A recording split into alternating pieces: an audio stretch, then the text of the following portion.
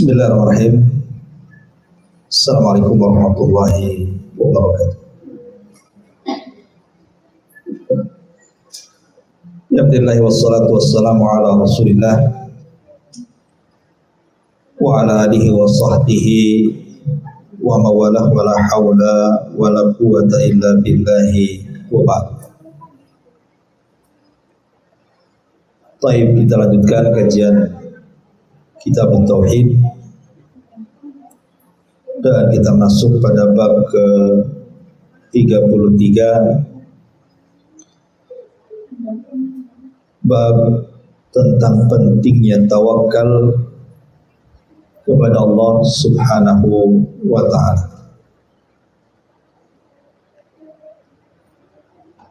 Bab ini masih bicara tentang ibadah hati. Dan ibadah yang satu ini, ibadah tawakal ini, adalah ibadah yang sangat-sangat agung sekali, karena dikatakan oleh Imam Ibnul Qayyim rahimahullahu ta'ala bahwa tawakal itu separuh agama. Makanya setiap hari minimalnya 17 kali kita senantiasa mengucapkan dalam salat kita, iyyaka na'bud wa iyyaka nasta'in. Hanya kepadamu ya Rabb kami beribadah, dan hanya kepadamu ya Rabb kami meminta pertolongan. Dan minta pertolongan itu artinya tawakal. Karena makna tawakal itu adalah sidqu i'timadil qalbi 'ala Allah fi jalbil manafi wa daf'il madari min umurid dunya wal akhirah bi akhdhi bil asbab. Jadi makna tawakal itu artinya betul-betul hati ini menyandarkan diri kepada Allah Subhanahu wa ta'ala, baik dalam mencari manfaat ataupun mencegah madarat, baik urusan dunia ataupun akhirat, dengan tidak lupa mencari sebab. Itulah arti tawakal, dan itulah makna daripada isti'anah, meminta pertolongan kepada Allah Subhanahu wa ta'ala. Ma'asyiral muslimat yang dimuliakan Allah Subhanahu wa ta'ala, kalau kita melihat dan membaca Al-Quranul Karim, maka perintah tawakal itu adalah perintah yang menyeluruh, masuk pada bab ibadah dan juga masuk pada bab akidah dan juga masuk pada bab muamalah. Ketika Allah Subhanahu wa ta'ala bicara tentang ibadah, maka Allah katakan dalam surah Hud ayat 123, fa'budhu wa tawakkal alaih. Sembahlah Allah kemudian tawakal. Kemudian ketika Allah Subhanahu wa ta'ala berbicara tentang dakwah, maka Allah Subhanahu wa ta'ala katakan dalam surah At-Taubah 129, fa in tawallaw faqul hasbiyallah la ilaha illahu alaihi tawakkaltu wa huwa rabbul arsyil azim. Jika mereka berpaling, orang-orang yang kau dakwahi itu wahai Muhammad, maka katakanlah cukuplah Allah, tidak ada sesembahan yang berhak disembah kecuali Dia, dan kepada Allah lah saya bertawakal. Ketika Allah Subhanahu wa ta'ala bicara soal rizki manusia, maka Allah Subhanahu wa ta'ala mengatakan dalam surah At-Talaq ayat 2-3, wa man yatawakkal wa man yattaqillaha yaj'al lahu makhraja wa yarzuqhu min haitsu la yahtasib wa man yatawakkal 'ala Allah fa huwa hasbuh. Barang siapa yang takut kepada Allah, maka Allah akan jadikan kepadanya jalan keluar. Siapa yang takut maksudnya bertakwa kepada Allah, maka Allah akan jadikan padanya jalan keluar, dan Allah akan berikan rizki dari arah yang tidak disangka-sangka. Dan barang siapa yang bertawakal kepada Allah, maka Allah lah yang akan mencukupinya. Kemudian juga ketika Allah Subhanahu wa taala bicara tentang jihad, maka Allah Subhanahu wa taala mengatakan dalam surah Al-Imran ayat 159, "Iyansurkumullah fala ghaliba lakum wa iyakhdzulkum faman dzalladzi yansurukum min ba'di wa 'alallahi falyatawakkalul mu'minun." Jika Allah menolong kalian, maka tidak ada yang mengalahkan kalian. Tapi jika Allah menghinakan kalian, tidak ada yang bisa menolong kalian. Maka bertawakallah kepada Allah jikalau kalian benar-benar orang-orang yang beriman. Dan ketika Allah Subhanahu wa taala juga bicara tentang hijrah dan safar, maka Allah Subhanahu wa taala berfirman dalam surah An-Nahl ayat 41, "Walladzina hajaru fillahi min ba'di ma zalamu lanubawwi'annahum fid dunya hasanah wala ajrul akhirati akbar law kanu ya'lamun alladzina sabaru wa ala rabbihim yatawakkalun."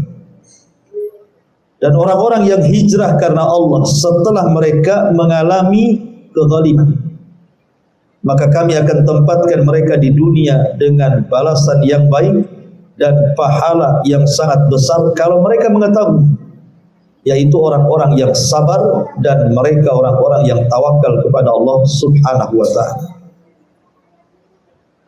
Dan juga Allah Subhanahu wa taala ketika bicara tentang al-uhud wal mawathiq, perjanjian-perjanjian, maka demikian juga dalam surah Yusuf ayat 66 Allah memerintahkan kita untuk bertawakal, dan secara umum Allah katakan wa man yatawakkal 'ala Allah fa huwa hasbuh. Maka siapa yang bertawakal kepada Allah, maka cukuplah Allah sebagai pelindung.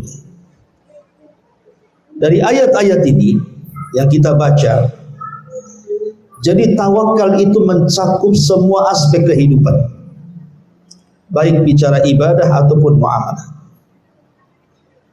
Karena siapapun yang hidupnya menyandarkan diri kepada Allah, barang siapa yang Allah jadi sandarannya, barang siapa yang Allah jadi rujukannya, maka dia tidak akan takut kepada siapapun kecuali kepada Allah. Dia tidak akan takut kepada rizkinya, karena Allah Subhanahu wa taala tidak mungkin menyempurnakan rizkinya sebelum Allah mewafatkannya. Dia tidak akan takut nasib anak-anaknya, karena dia yakin bahwa Allah yang akan melindungi dan menentukan masa depannya. Dia tidak akan takut sakitnya, karena kalau Allah Subhanahu wa taala berkehendak, pasti Allah menyembuhkannya atau memberikan yang terbaik padanya. Dia tidak akan takut apapun, tidak takut dalam pekerjaannya, tidak takut dalam rizkinya, tidak takut pada anak-anaknya, tidak takut kepada siapapun. Itulah hebat dan kekuatan tawakal pada hati seorang mukmin. Ma'asyiral muslimat yang dimuliakan Allah Subhanahu wa taala, maka di sini mu'alif rahimahullahu taala ingin membuat bab tentang pentingnya tawakal kepada Allah. Orang bertawakal kepada Allah itu ada 3 kelompok. Kelompok yang pertama adalah kelompok yang hanya menyandarkan kepada sebab dan tidak pernah menyandarkan hatinya kepada Allah. Maka kalau ini yang terjadi, bisa masuk pada syirkul akbar dan bisa masuk pada syirkul asghar, tergantung keyakinannya. Kalau dia yakini bahwa sebab itulah yang kemudian mendatangkan manfaat dan mencegah madarat secara zatnya, maka itu syirkul akbar.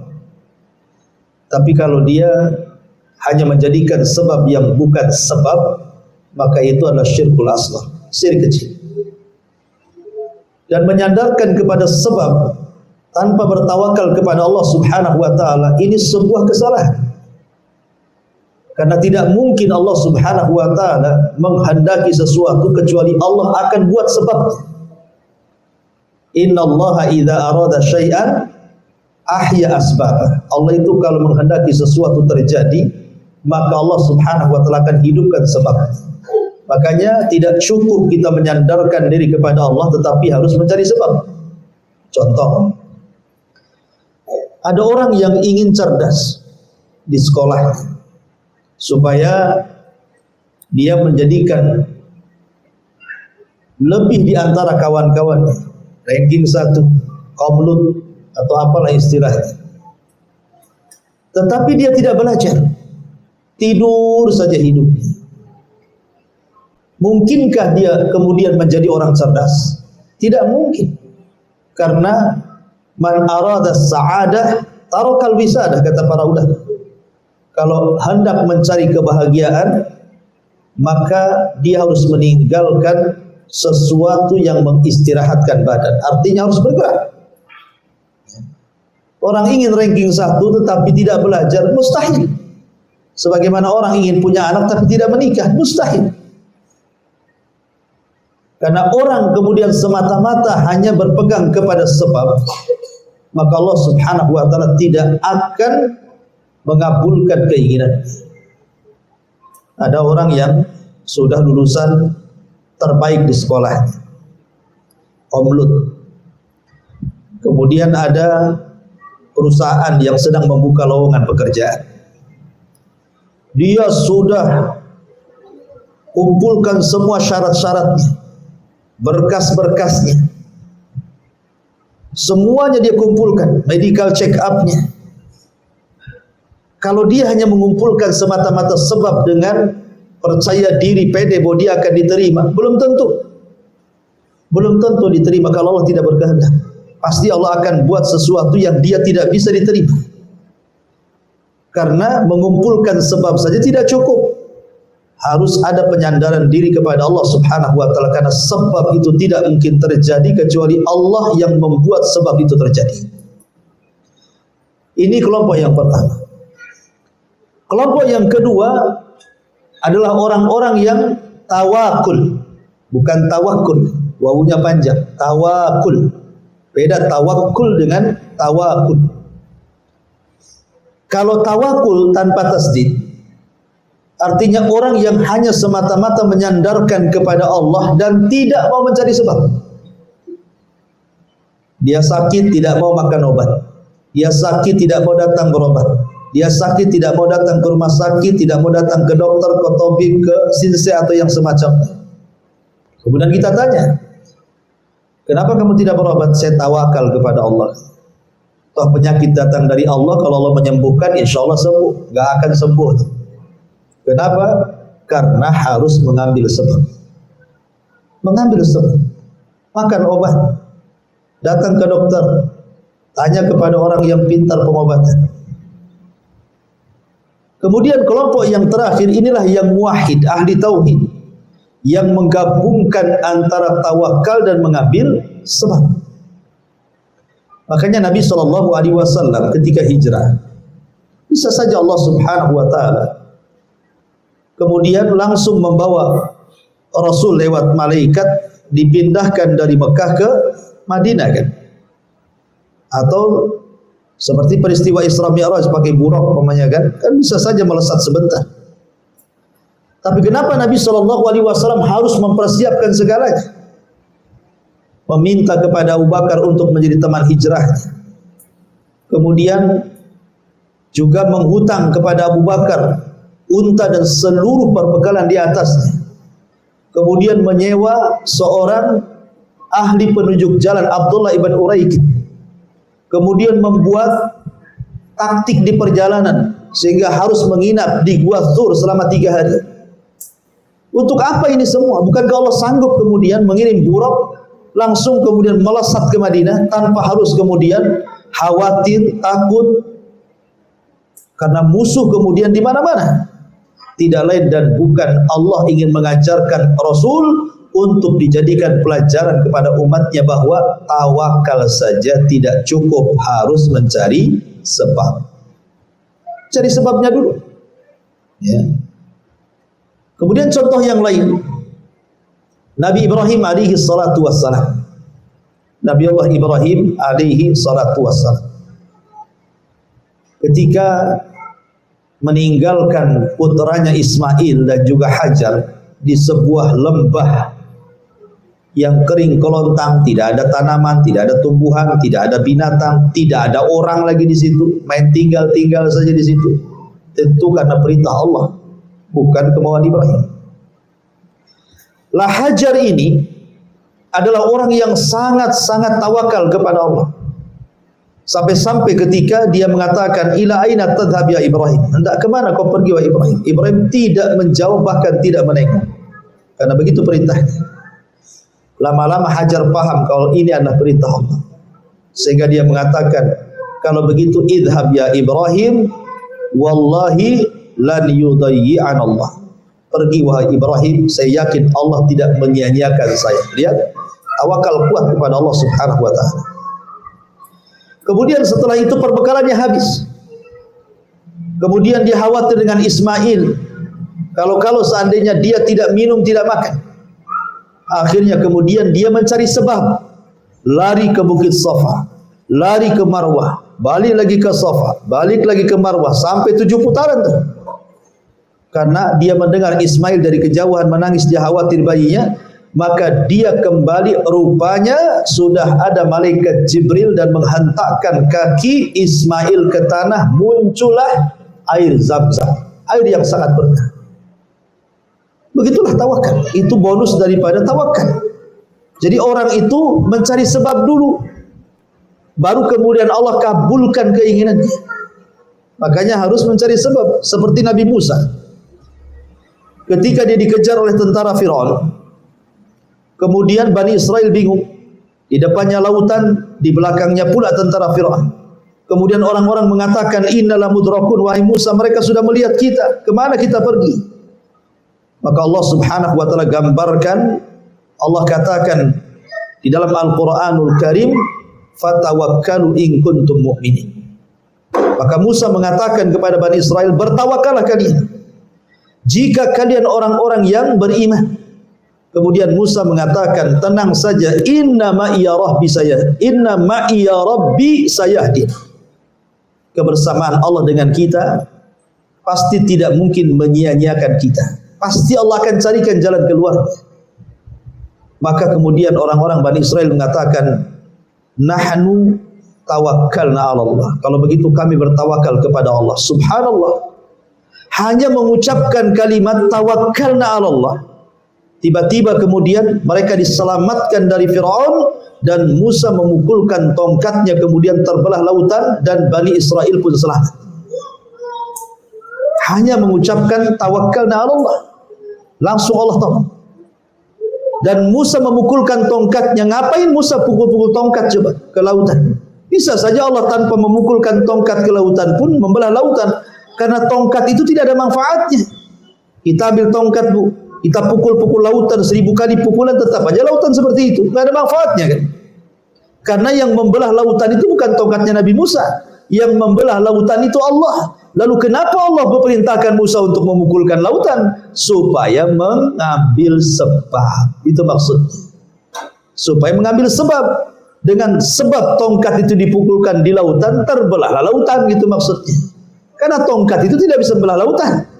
Yang membelah lautan itu Allah. Lalu kenapa Allah perintahkan untuk memukulkan tongkat? Sekali lagi, biar Musa mencari sebab. Kita pindah ke cerita Maryam. Maryam ketika melahirkan Isa, kemudian Allah Subhanahu wa taala gambarkan dalam Al-Qur'an, dia pun lari ke bukit, ke kebun kurma. Kemudian dia pun bersandar di kebun itu, melahirkan sendirian. Tiba-tiba kemudian Allah Subhanahu wa taala mengatakan, goyangkan pohon kurma itu wahai Maryam. Bijid'in nakhlah itu. Goyangkan itu dengan kaki. Tusakit 'alaika rutaban janiyah. Maka akan berjatuhan tuh rutab-rutab tuh kurma-kurma basah dan kau bisa makan karena engkau kelelahan dari melahirkan. Allah mampu tanpa harus kemudian Maryam menggoyang pohon kurma sehingga kemudian rutab itu jatuh. Allah kan mampu menjatuhkan tanpa harus menggoyang. Lalu kenapa kemudian Allah memerintahkan Maryam untuk menggoyang pohon itu supaya jatuh? Supaya Allah ajarkan Maryam begitulah tawakal kepada Allah, bukan hanya bersandar tetapi juga mencari sebab. Itu maksudnya. Abu Bakar Siddiq radhiyallahu anhu. Abu Bakar Siddiq radhiyallahu anhu ketika sebelum wafatnya Nabi sallallahu alaihi wasallam mempersiapkan pasukan yang dipimpin Usamah bin Zaid. Tiba-tiba Rasul meninggal dan pasukan belum diberangkatkan. Ketika kemudian Abu Bakar sibuk mengurus jenazah Rasul, lupa untuk memberangkatkan pasukan, tetap saja pasukan belum diberangkatkan. Rupanya setelah Rasul dikebumikan, selang beberapa hari banyak orang murtad. Tetapi Abu Bakar mengatakan tetap saya harus mengutus memberangkatkan pasukan Usamah bin Zaid untuk memerangi Romawi, walaupun kita sedang butuh pasukan di sini. Karena saya benci untuk menahan pasukan yang sudah disiapkan Rasul, tiba-tiba saya halangi. Banyak sahabat ketika itu tuh khawatir. Kalau bisa jangan dulu. Hadapi dulu orang-orang murtad. Tapi Abu Bakar tawakalnya kuat, tetap saya akan berangkatkan. Cuman dia minta beberapa orang untuk tidak ikut berangkat. Salah satunya Umar bin Khattab radhiyallahu anhu. Tawakal kuat. Dan dia pun berhasil memerangi orang-orang murtad dengan sedikit pasukan. Karena pasukan sebagian besar diberangkatkan ke Romawi, ya kan? Memerangi bangsa Romawi dipimpin oleh Usamah ibn Zaid. Begitulah tawakal. Ya, orang yang tawakal kepada Allah itu pasti akan ditolong. Kita baca kitabnya. Di sini Allah berfirman, wa 'alallahi fatawakkalu in kuntum mu'minin. Hanya kepada Allah lah hendaknya kalian bertawakal jika kalian benar-benar orang-orang yang beriman. Subhanallah. Allah Subhanahu wa taala kaitkan tawakal itu dijadikan syaratul iman, syarat iman. Artinya orang yang kemudian menghilangkan tawakal itu sama dengan menghilangkan iman. Makanya tawakal dan iman itu saling mempengaruhi satu dengan yang lainnya. Ketika tawakalnya kuat, imannya kuat. Ketika imannya kuat, tawakalnya kuat. Ketika tawakalnya kuat, imannya kuat. Ketika tawakalnya lemah, imannya pun lemah. Ketika lemahnya iman, tawakalnya pun lemah. Nah, begitu. Ya. Karena tawakal itu syarat daripada keimanan. Orang yang tawakalnya kuat berarti imannya kuat. Orang yang tawakalnya rendah berarti imannya pun rendah. Maka dia menentukan naik tingginya iman. Karena di sini Allah mengatakan wa 'alallahi fatawakkalu in kuntum mu'minin. Dan kepada Allah kalian bertawakal jika kalian benar-benar orang-orang yang beriman. Ketika Nabi SAW kalah dalam perang Uhud. Jadi Nabi SAW itu kalah dalam perang Uhud. Begitulah hari-hari diputarkan, Bu ya. Wa tilkal ayyam nudawiluha bainan nas. Hari itu kan diputarkan, kadang menang, kadang kalah, itu biasa. Lah kebetulan di perang Uhud itu Rasul kalah. Sebab kekalahannya karena ada beberapa para sahabat, sekitar 40 sahabat yang ditempatkan di Bukit Ainain untuk memanah. Tiba-tiba di awal peperangan kaum muslimin menang, kemudian melihat harta ghanimah, artinya mereka melihat bahwa perang sudah usai. Rasul sudah menang. Mereka tidak paham ini siasatnya Khalid bin Walid dalam peperangan. Akhirnya kemudian sahabat para pemanah ini turun, kecuali sebagian kecil tetap bertahan di atas. Rupanya Khalid bin Walid yang ketika itu masih kafir memutar pasukan dan menempati tempatnya para pemanah yang sudah ditempatkan Rasul. Disinilah terjadi kekalahan luar biasa. Banyak kemudian yang mati syahid, sampai 70 syuhada Uhud meninggal di perang Uhud. Salah satunya adalah Asadullah Hamzah, meninggal di perang Uhud. Abdullah ibn Haram, Amr bin Jam, dan banyak lagi para sahabat. Akhirnya kemudian diisukan Rasul meninggal. Ketika Mus'ab ibn Umair meninggal di perang Uhud, karena Mus'ab bin Umair itu kan mirip wajahnya, perawakannya dengan Nabi SAW, sehingga ketika ada orang yang berhasil membunuh Mus'ab ibn Umair, disangkanya mereka sudah membunuh Nabi, maka teriaklah sebagian mereka dan mengatakan, kutila Muhammad, kutila Muhammad, Muhammad sudah mati, Muhammad sudah mati. Padahal Rasul masih hidup, dan yang dibunuh bukan Rasul tetapi Mus'ab ibn Umair. Kemudian Nabi SAW dan pasukannya mundur karena kekalahan. Akhirnya mereka pulang ke Madinah membawa kekalahan. Baru saja mereka sampai di kota Madinah, baru saja mereka ingin istirahat dari peperangan, tiba-tiba Abi Sufyan yang memimpin dari kalangan orang-orang musyrik dalam perang Uhud itu kemudian mempersiapkan pasukan baru untuk menyerbu Madinah. Ketika sampai di Hamrul Asad, sebuah tempat, maka Abi Sufyan menitipkan pesan kepada seseorang untuk disampaikan kepada Nabi SAW, katakan kepada Muhammad dan orang-orangnya di Madinah bahwa kami telah membawa pasukan yang jauh lebih besar dibandingkan Uhud, hendak menakut-nakuti. Akhirnya sampailah itu kepada Nabi SAW. Tetapi Nabi SAW ketika melihat ada kekhawatiran di mata-mata para sahabat, Rasul ingin menenangkan dan mengokohkan kekuatan kaum muslimin dan mengatakan, hasbunallah wa ni'mal wakil, cukuplah Allah karena dia sebagai pelindung. Ketika Rasul mengucapkan kalimat itu, semua para sahabat tertanam tawakal. Ketika Nabi SAW mengatakan hasbunallah wa ni'mal wakil, dan Allah katakan wa 'alallahi fatawakkalu in kuntum mu'minin, kepada Allah lah kalian bertawakal jika kalian orang-orang yang beriman. Wah, langsung kekuatan imannya meninggi dan mereka siap tempur kembali. Akhirnya kemudian Rasul membawa beberapa pasukan kemudian berangkat ke Hamrul Asad. Sampai di sana rupanya musuh sudah lari ketakutan. Padahal mereka yang awalnya menakut-nakuti Nabi SAW, tetapi tiba-tiba mereka pula yang kemudian takut dengan Rasul SAW dan para sahabat. Itulah di mana bentuk tawakal itu bisa memberi rasa takut kepada musuh Allah Subhanahu wa taala. Baik, ma'asyiral muslimat yang dimuliakan Allah Subhanahu wa taala. Allah mengatakan di sini, innamal mu'minuna alladzina idza dzukirallahu wajilat qulubuhum wa idza tuliyat 'alaihim ayatuhu zadatkum imanan wa 'ala rabbihim yatawakkalun. Sungguh orang-orang yang beriman, apabila dibacakan kepada mereka atau disebut nama Allah, gemetar hati mereka. Karena seorang mukmin begitu Buya, apabila diingatkan tentang Allah, mereka menangis. Apabila ditakut-takuti tentang azab Allah, mereka takut. Apabila dibacakan ayat-ayat Allah, bergetar hati mereka. Itulah sifat-sifat orang yang beriman. Ya.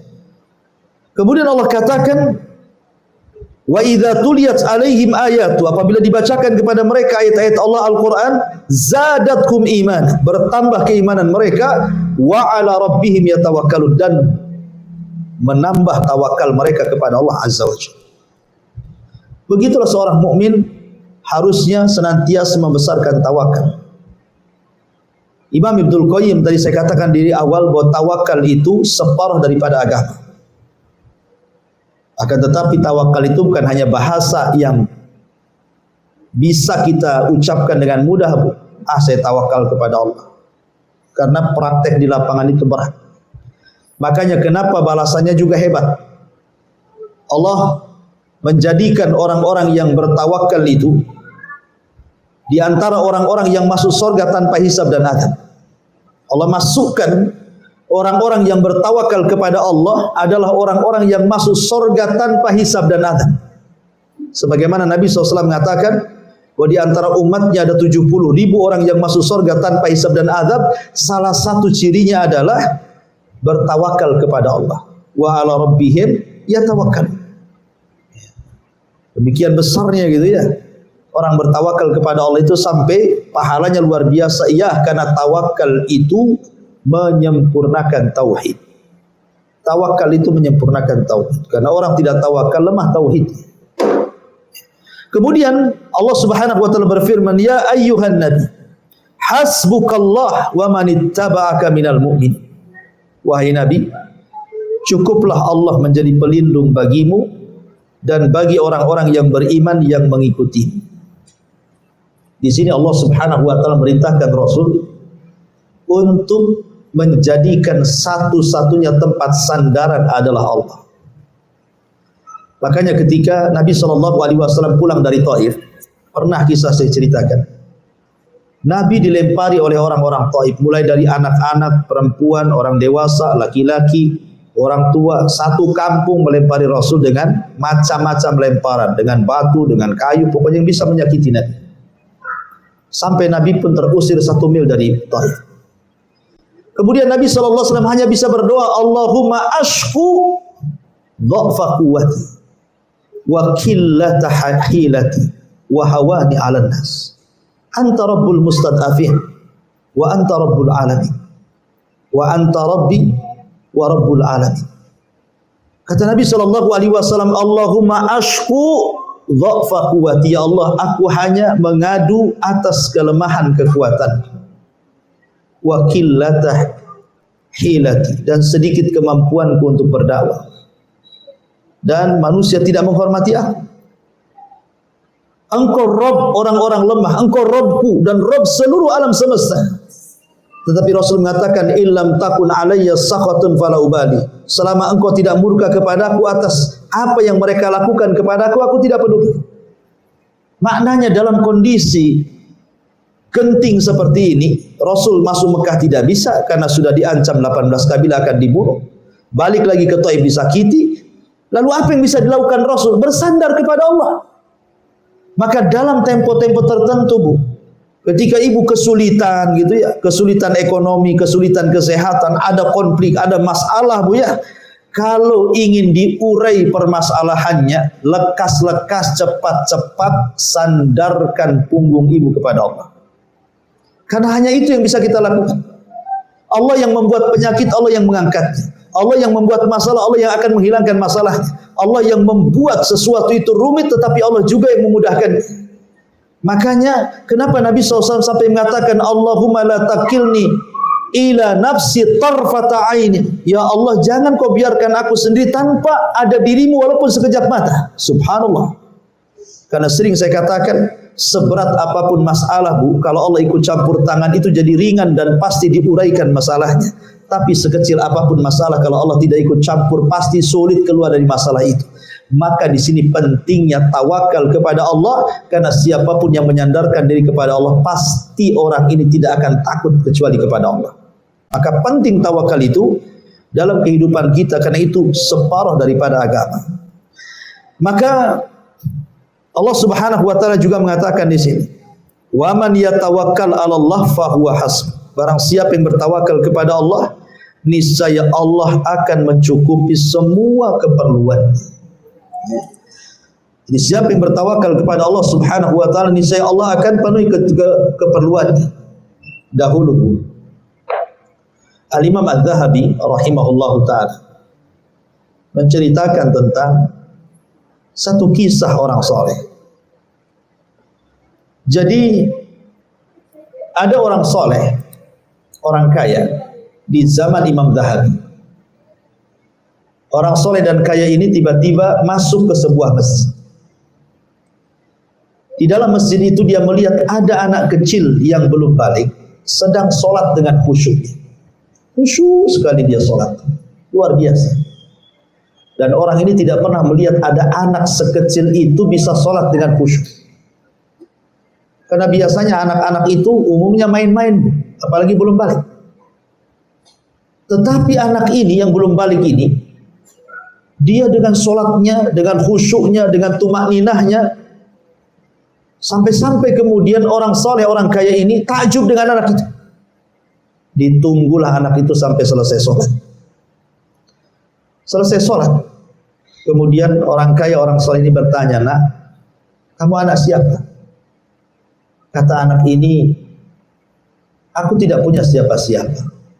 Ibuku sudah meninggal, bapakku juga sudah meninggal. Aku tidak punya paman, aku tidak punya bibi, aku tidak punya siapa-siapa. Aku hanya hidup sendiri." Terenyuhlah orang kaya yang soleh ini. Kemudian menawarkan, "Nah, bagaimana kalau seandainya engkau aku jadikan anak angkat? Oh tidak. Maka anak ini langsung mengatakan, boleh-boleh saja, asal engkau memberikan 5 syarat kepadaku, agar engkau memberikan 5 syarat kepadaku. Kemudian orang kaya, orang soleh ini mengatakan kepada anak itu, apa syaratnya nak? Biar aku bisa mengangkat dirimu menjadi anakku. Karena takjubnya, anak belum balik sudah rajin ibadah kan itu. Akhirnya kata anak ini mengatakan kepada orang kaya soleh ini, kata Imam Zahabi, pertama, kalau seandainya aku lapar, bisa enggak engkau menyediakan makan kepada? Kata orang soleh ini, oh ya tentu nak. Kalau engkau sudah jadi anakku, pasti aku kasih makan. Oke, kata anak. Kemudian yang kedua, kalau aku haus, maukah kau memberikan minum kepada aku? Maka kata orang soleh, ya tentu nak, kalau sudah jadi anakku, pasti mau apa, minum apa, aku kasih. Oke, kemudian yang ketiga, seandainya aku telanjang, maukah kau memberikan pakaian kepada aku? Dia makan, tentu ya nak. Tidak mungkinlah kau telanjang. Aku akan belikan pakaian yang indah, yang terbaik untuk. Kemudian yang keempat, jika aku sakit, maukah kau mendatangkan aku kepada dokter, memberikan obat agar aku sembuh dari penyakitku? Kata orang soleh dan kaya ini, tentu nak, sedikit saja kau sakit, aku langsung obati. Kemudian yang kelima, kalau seandainya aku mati, bisakah kau menghidupkan aku? Ini yang kelima, tak bisa. Ya. Kalau seandainya aku mati sekarang, bisa enggak kau menghidupkan aku? Kau bisa engkau berikan aku makan. Kau bisa berikan aku minuman. Kau bisa berikan aku pakaian. Kau bisa datangkan dokter dan obat sehingga aku tidak sakit. Tapi engkau tidak bisa menghidupkan. Oh maaf, engkau belum bisa jadi ayah angkatku, katanya. Engkau tidak bisa jadi ayah angkat. Kemudian dia membacakan satu ayat Al-Quran di dalam kisah Nabi Ibrahim. Apa? Walladhi huwa fa innahum aduwwun li illa rabbal alamin alladhi khalaqani fa huwa yahdin walladhi huwa yut'imuni wa yaskin wa idza maridtu fa huwa yashfin walladhi yumituni thumma yuhyin. Maka anak ini membacakan ayat Al-Quran. Dialah Allah yang telah menciptakan aku, dan dia pula yang memberikan petunjuk hidup kepada aku. Dialah Allah yang memberi makan aku, dialah Allah yang memberi minum aku, dan apabila aku sakit, dialah Allah yang menyembuhkanku, dan bila aku mati, dialah Allah yang akan menghidupkan aku. Lihat bagaimana tawakalnya anak yang belum balik ini kepada Allah. Sampai orang kaya saya ini geleng-geleng kepala. Kok bisa anak belum balik bisa tawakal kepada Allah? Bisa kuat tawakalnya, dia bisa hidup sendirian, nggak ada ayah, nggak ada ibu, nggak ada paman, nggak ada saudara, hidup sendirian. Dia hidup di masjid, kemudian sholat, kemudian kalau dia lapar dia cari makanan. Allah kasih insting bagaimana cara kasih makan dia. Begitulah harusnya, Bu ya. Harusnya lebih tawakal lagi kita kepada Allah. Janin saja di perut ibu belum bisa apa-apa, ada rizkinya. Kemudian berojol ke bumi saja langsung Allah sediakan rizkinya. Kok sudah besar, sudah sekolah, sudah sarjana, sudah cerdas, sudah diberikan akal, pikiran, tenaga, kok masih takut juga dengan rizki loh? Tawakalnya di mana gitu maksudnya? Seperti ada orang yang baru di PHK saja udah kayak kiamat besar, Bu. Seolah-olah Tuhan yang di PT beda pula dengan Tuhan yang di luar PT kan. Dan ada orang yang seperti ini. Sampai-sampai ada orang sakit, udahlah mati saja daripada hidup katanya. Enggak tahan dengan sakitnya, tidak sabar, tidak tawakal kepada Allah. Makanya di sini Allah katakan, "Wa man yatawakkal 'ala Allah fa huwa hasbuh." Barang siapa yang bertawakal kepada Allah, yakin niscaya Allah yang akan mencukupkan keperluannya. Itu kan mantap ya. Kemudian Allah mengatakan, "Hasbunallah wa ni'mal wakil." Abdullah bin Abbas radhiyallahu anhu mengatakan bahwa ketika Nabi Ibrahim dilemparkan ke dalam api neraka, maksudnya api yang menyala-nyala yang dinyalakan oleh Namrud untuk membakar Ibrahim karena menghancurkan patung. Maka Ibrahim mengatakan hasbunallah wa ni'mal wakil. Cukuplah Allah yang menjadi pelindungku karena Allah sebaik-baik pelindung. Kapan Ibrahim mengucapkan kalimat ini? Dalam ulama sejarah menjelaskan kisah tentang Ibrahim saat pembakaran. Jadi setelah kemudian para pejabat Mesir itu mengetahui siapa, para pejabat Babil, Irak itu mengetahui siapa yang menghancurkan berhala-berhala Namrud, rupanya Ibrahim. Kemudian mereka pun berusaha untuk melakukan hiwar dialog, tapi tidak bisa mengalahkan hujah Ibrahim. Ketika itulah kemudian terjadilah eksekusi pembakaran Ibrahim. Diputuskan Ibrahim harus dibakar, disaksikan semua manusia, supaya kapok jangan kurang ajar kepada Tuhan-Tuhan yang mereka sembah hari itu. Akhirnya dinyalakanlah api itu. Ketika api sudah nyala, Bu, Ibrahim diletakkan di ketapel besar yang disebut dengan manjani, kemudian dilempar antara ketepel kemudian api, antara langit dan bumi. Itulah Jibril melesat dan hendak menolong Ibrahim dan menawarkan pertolongannya. Kalau Jibril mau tinggal disambar saja, kemudian dipadamkan apinya dengan sayapnya yang begitu besar itu kan. Tetapi Ibrahim menolak permintaan Jibril. Ketika Jibril menawarkan pertolongannya, apa kata Ibrahim? Amma ilaika fala wa amma ilallahi fabala. Adapun harus minta pertolongan kepadamu Jibril, tidak, saya tidak akan minta pertolongan. Adapun aku harus meminta pertolongan kepada Allah, ya, itulah yang aku lakukan. Lah disitulah Ibrahim mengucapkan kalimat hasbunallah wa ni'mal wakil. Cukuplah Allah sebagai pelindung dan dia sebaik-baik penolong bagimu. Ketika Ibrahim semata-mata mengucapkan kalimat hasbunallah wa ni'mal wakil, tiba-tiba turun perintah dari Allah, kul ya naru kuni bardan wa salaman ala Ibrahim. Katakan ya Ibrahim kepada api yang akan menghantammu itu, wahai api, dinginlah, dinginlah, selamatkan Ibrahim. Maka Ibrahim masuk ke dalam api. Yang terbakar hanya tali yang mengikat tangannya dan yang mengikat kakinya.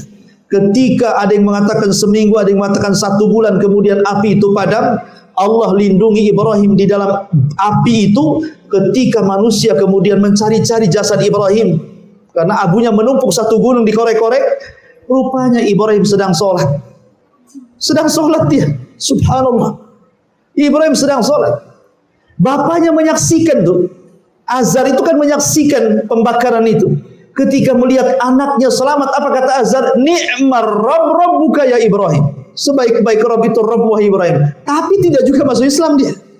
Padahal bapaknya memuji Ibrahim.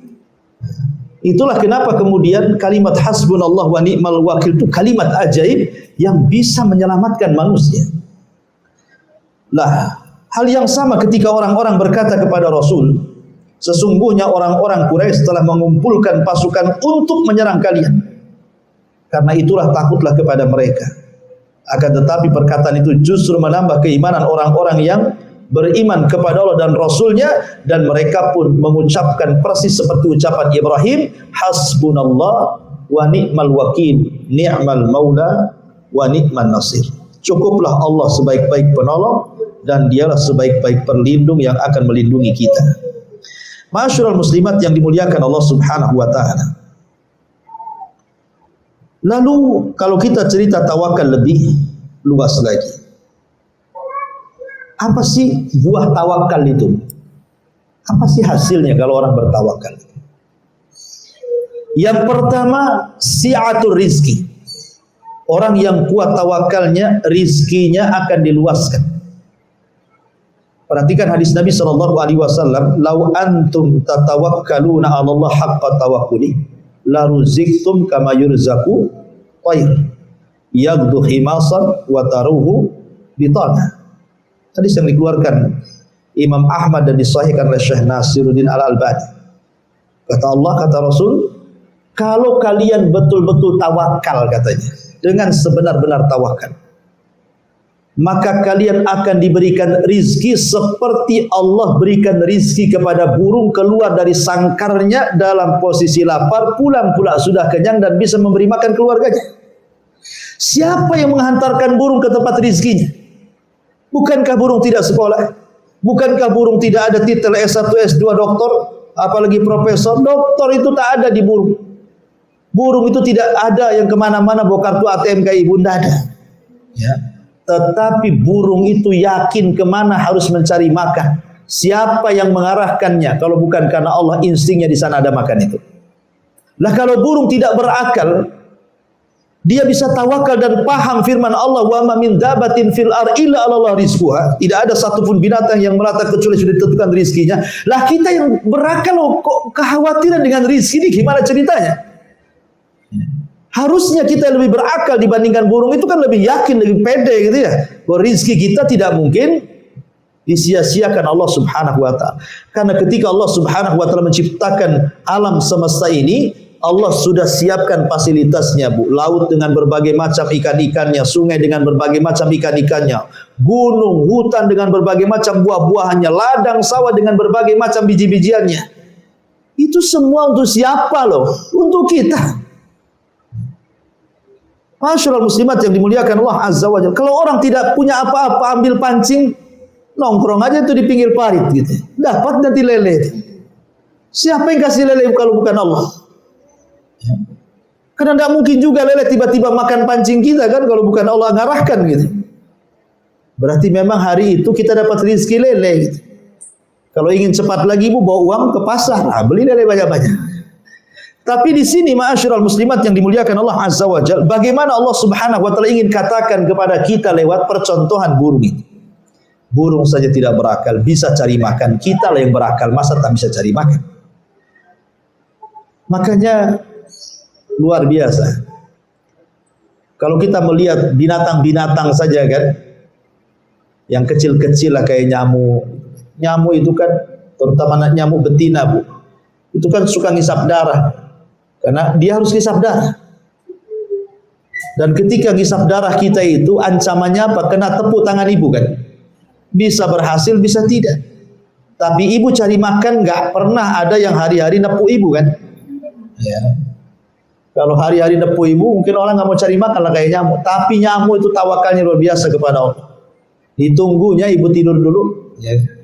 Habis ngorok, nampak ada ngorok, datang dia nyedot. Dan nyamuk itu punya bius Bu. Nyamuk itu bawa obat bius. Kenapa nyamuk ketika gigit nggak terasa, habis gigit baru terasa gatal bukan? Karena dia bawa obat bius itu. Dibius dulu ibu itu. Kemudian setelah ibu terbius, dimakan tuh darah kita. Kemudian dia pergi, setelah pergi baru terasa gatal. Siapa yang punya insting kayak gini? Coba, kalau bukan karena Allah Subhanahu wa taala kan luar biasa itu ya. Baik, masyaallah muslimat yang dimuliakan Allah Azza. Jadi yang pertama, tawakal itu menyebabkan luasnya rezeki. Yang kedua, tawakal itu bisa sabil ila qada'id dain. Yang banyak hutang, insya Allah dengan tawakal kepada Allah pasti akan mampu dilunasi. Ada satu kisah menarik dalam Sahih Bukhari. Jadi ada seorang laki-laki dari Bani Israel. Dia berbincang dengan Bani Israel yang lainnya untuk meminjam uang sebanyak 1000 dinar. Jadi mau pinjam uang sesama kawan Bani Israel berapa? 1000 dinar, 1000 dinar. Kemudian yang satu yang punya uang, yang hendak memberikan pinjaman uang itu bertanya, saya ngasihkan uang kepadamu itu siapa saksinya? Ya, hutang piutang kan harus ada saksi. Orang ini mengatakan, kafa billahi syahida, cukuplah Allah yang jadi saksi. Kalau begitu, fa'tini bi al-kafil. Kalau memang tidak ada saksi, siapa yang akan menjamin? Maka orang ini mengatakan, kafa billahi kafila, cukuplah Allah yang jadi penjaminnya. Ya. Akhirnya orang yang punya duit mengatakan, shadaqta kau benar. Ini saya kasih 1000 dinar. Saksinya Allah, penjaminnya Allah. Tawakal. Akhirnya kemudian terjadilah transaksi utang piutang dengan waktu yang sudah ditentukan.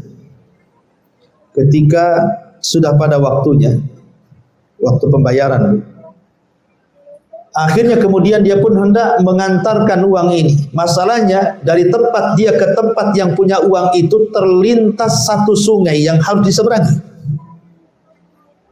Akhirnya kemudian sampailah dia di pinggir sungai, rupanya kapal yang menyeberangkan sudah tidak ada lagi. Sementara dia harus memberikan uang itu hari itu juga. Kalau dia menunggu kapal baru sampai besok, karena dia sudah amanah. Ya, sudah sampai waktunya dia bayar. Masalahnya tidak ada kapal yang bisa menyeberangkan. Dia takut kepada Allah Subhanahu wa taala. Akhirnya dia berinisiatif mengambil kayu. Dia berjalan ke arah jauh dari sungai, ya, melawan arus. Kemudian mencari kayu bakar, kemudian dibelah, uangnya diletakkan dalam kayu, kemudian diikat. Kemudian dia mengatakan kepada Allah, "Inni tawakkaltu 'ala Allah." Aku bertawakul kepadamu ya Rabb. Aku takut aku sudah punya janji hari sini aku bayar. Tapi aku tidak bisa lagi. Maka aku serahkan, mudah-mudahan ini sampai kepada orang yang punya uang. Dilempar kayu itu di sungai. Hanyut kayu itu. Ya. Kemudian di seberang sana orang yang punya uang itu sudah cemas-cemas, kok nggak datang-datang. Katanya hari ini mau datang, mau bayar katanya. Kok nggak datang-datang orang itu. Akhirnya ya sudahlah, dia pasrah kepada Allah. Udah hilanglah mungkin duit. Akhirnya daripada dia tidak pulang tidak bawa duit, maka sekalian dia akhirnya kemudian membawa kayu, cari kayu lah, cari kayu bakar. Akhirnya kemudian dia nampak ada kayu besar hanyut. Ya, ada kayu bakar hanyut. Kemudian setelah hanyut, nampak ini ada kayu bakar. Akhirnya kemudian orang ini pun mengambil kayu itu dan dibawa pulang. Jadi kemudian setelah dibawa pulang dan hendak dipotong di rumahnya, Bu, tiba-tiba kemudian dia kaget, rupanya ketika dipotong, di ikatannya itu dilepas, kemudian kayunya terbelah menjadi dua, tiba-tiba ada uang di situ banyak.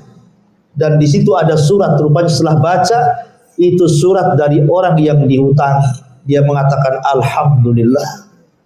Lihat bagaimana Allah Subhanahu wa taala membuat uang ini sampai, tapi jangan ditiru, Bu, ya. Ini kan cerita.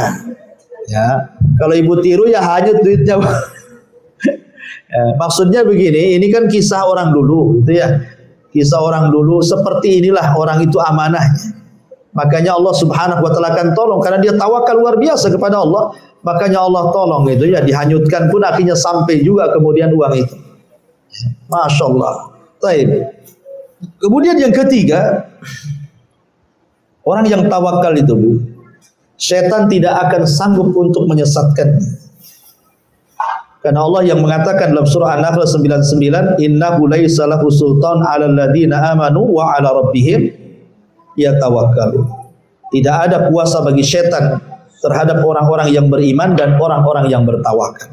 Karena setan itu, Bu, selalu datang ke ibu kemudian membisikkan di telinga ibu, Allah jangan berinfak, ya'idukumul faqra wa ya'murukum bil fahsya. Kemudian memberikan was-was, jangan infak nanti fakir, kemudian disuruh melakukan hal-hal yang mungkar.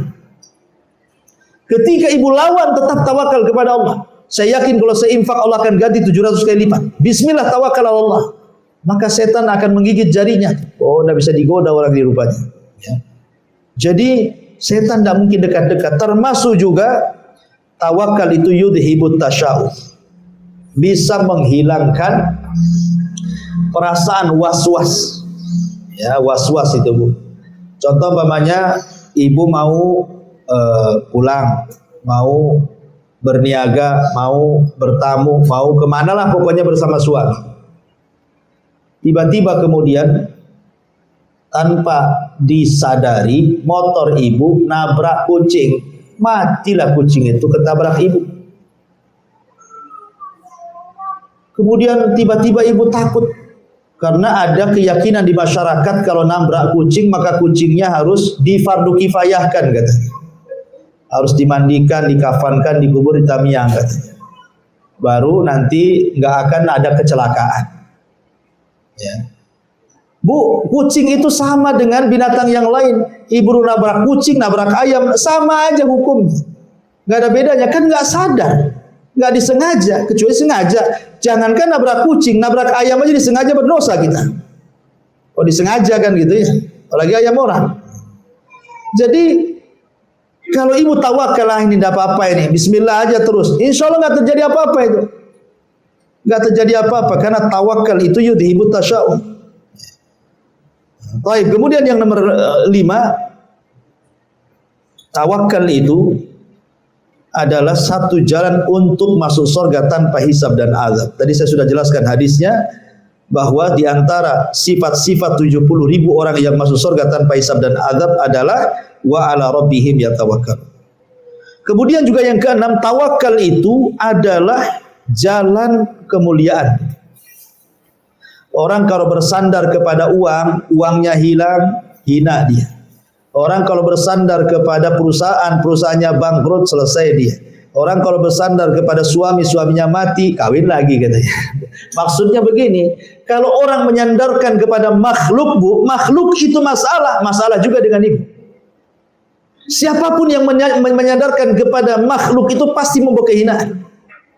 Tapi siapa yang bersandar kepada Allah, tidak ada yang menghina dia. Ketika Allah mengangkat derajat ibu, satu dunia merendahkan, tidak mungkin terjadi. Ketika Allah sudah merendahkan, satu dunia mengangkat, tidak mungkin terangkat. Jadi tawakal itu mengangkat derajat manusia. Ya.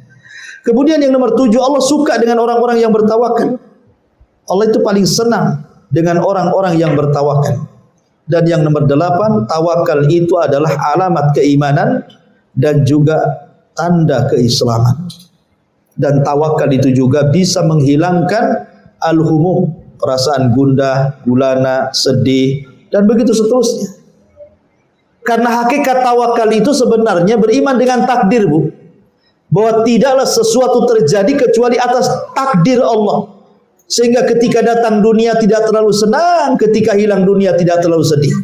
Ketika dapat harta ya tidak terlalu senang, ketika hartanya hilang tidak terlalu sedih.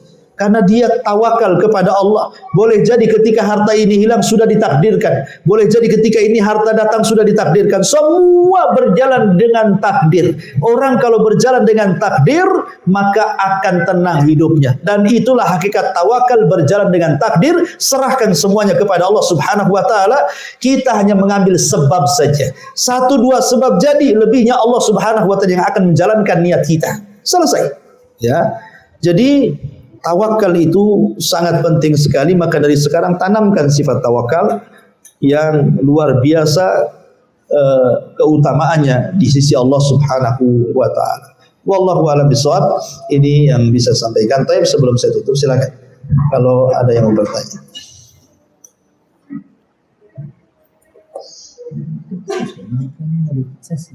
Iya, nggak dicas itu, jadi cepat habis dia.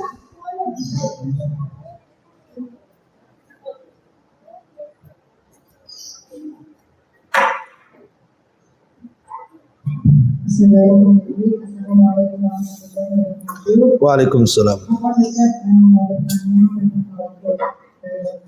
Jadi tawakal dikatakan masuk dulu sama Islam. Bagaimana kaitannya dengan orang yang minta diri, apakah dia tidak mau tawakal dulu? Dan pribadi karena ada dia gitu ya, yang minta diri juga. Kemudian yang kedua gitu, kaitan dengan tawakal keimanan, karena istilahnya tawakal keimanan itu apa? Menjadi sama gitu. Semakin tawakal maka semakin kuat keimanan seseorang gitu. Bagaimana sekarang juga ya?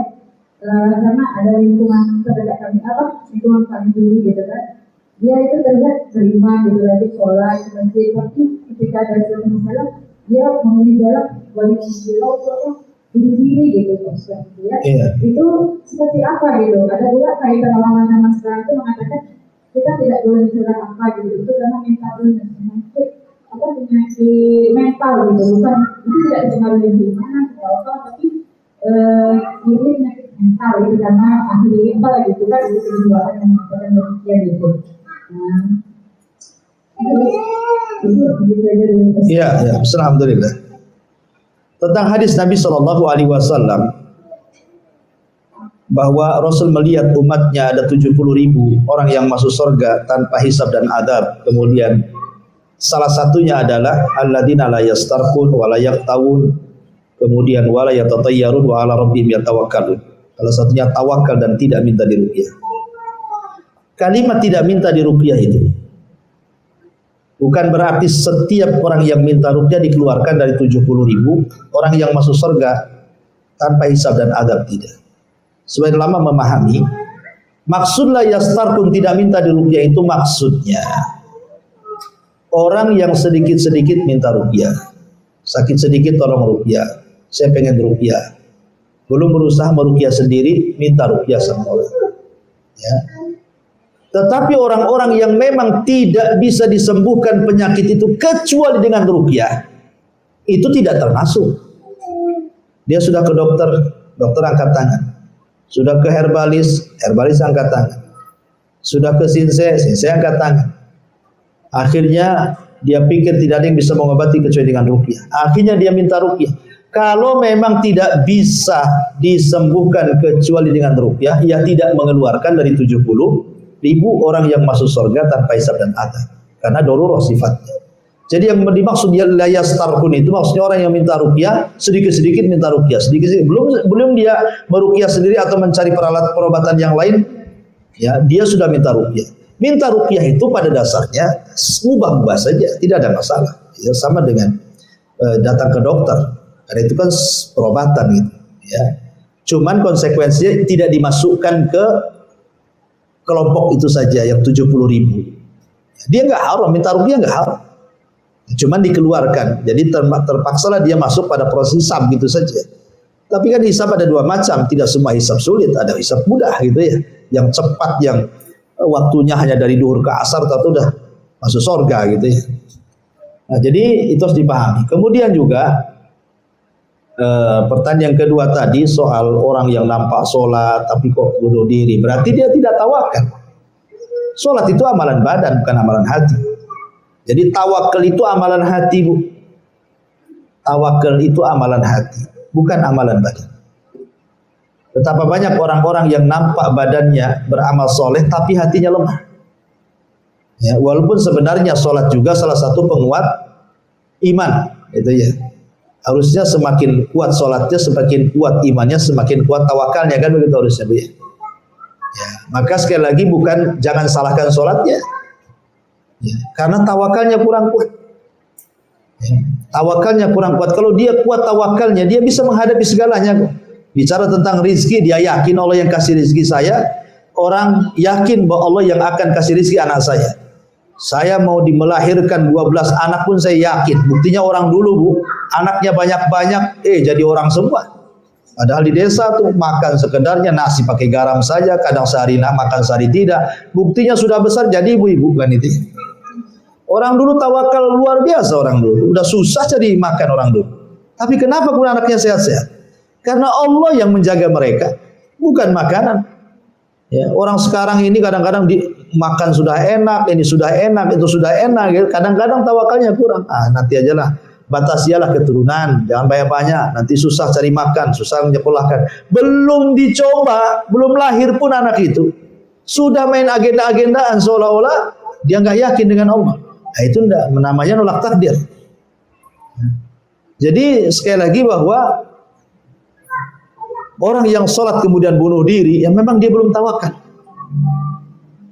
Jadi sholat itu bukan menjamin bahwa dia tawakal, tidak. Ya, sekali lagi karena tawakal itu amalan hati. Takut, amalan hati, roja, amalan hati, mahabbah, amalan hati. Termasuk juga tawakal adalah amalan hati. Maka mintalah kepada Allah agar hati kita dijaga. Ya. Wallahu a'lam.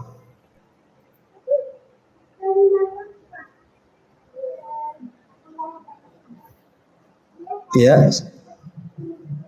baik. Ini ada pertanyaan di YouTube ini.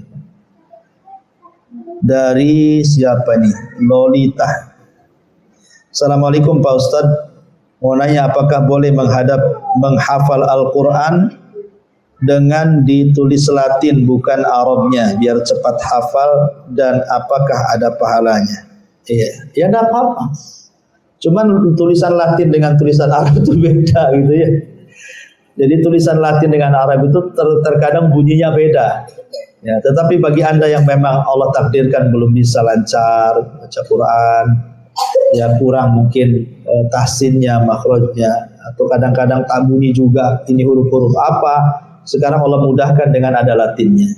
Akhirnya mungkin sekarang kan banyak terjemahan itu ada Latinnya, Arab, kemudian Latinnya, kemudian terjemahnya. Biasanya begitu sekarang udah mulai banyak gitu. Ya tidak apa-apa bagi Anda yang masih belajar melihat Latinnya, tapi jangan disandarkan ke Latin. Bagaimanapun bahasa Latin beda dengan bahasa Arab. Tapi apakah berpahala? Ya berpahala jelas kan. Anda dapat 2 pahala ya. Karena orang yang membaca tertatih-tatih sampai baca-baca Latin, maka dengan baca Latinnya saja pahala, kesungguhannya itu dianggap pahala, dan baca Qur'annya dianggap pahala. Jadi 2 pahala. Ya teruskan belajar. Jangan surut belajar. Jangan malu walaupun sudah tua. Ya. Wallahu a'lam. Saya kira cukup. Mudah-mudahan ada manfaatnya. Kita tutup dengan doa kafaratul majlis. Subhanaka wa bihamdika asyhadu an la ilaha illa anta astaghfiruka wa atubu ilaik. Allahu ta'ala. Assalamualaikum warahmatullahi wabarakatuh.